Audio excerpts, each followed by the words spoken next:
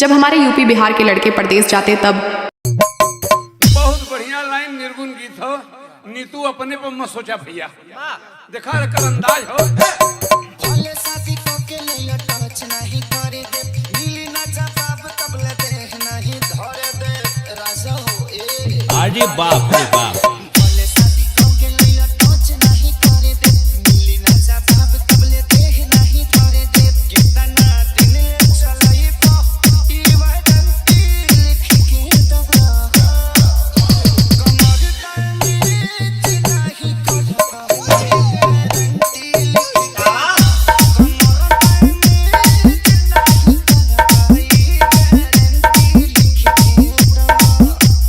Rahul Music Mafia, Rahul Music Mafia, Rahul Music Mafia. Chitauni गांव बनारस, चितौनी गांव बनारस, चितौनी गांव बनारस।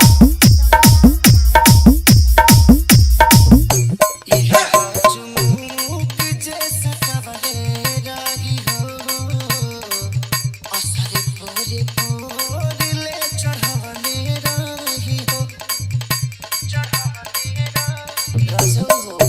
कमर के साइड होई चली हाथ में कोई तू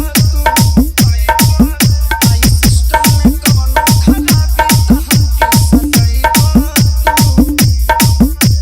कितना झूठी कितना भया परसेंट लिख के ना कमर डांडी नहीं करवाई गारंटी लिख के कमर डांडी नहीं करवाई गारंटी लिख के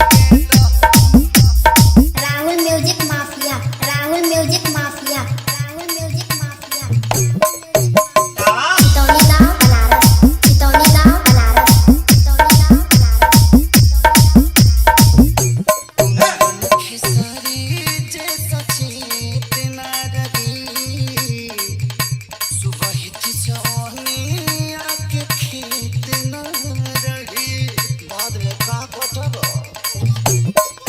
सब पहले से सोचले पानी हम कोई बतिया हो, एक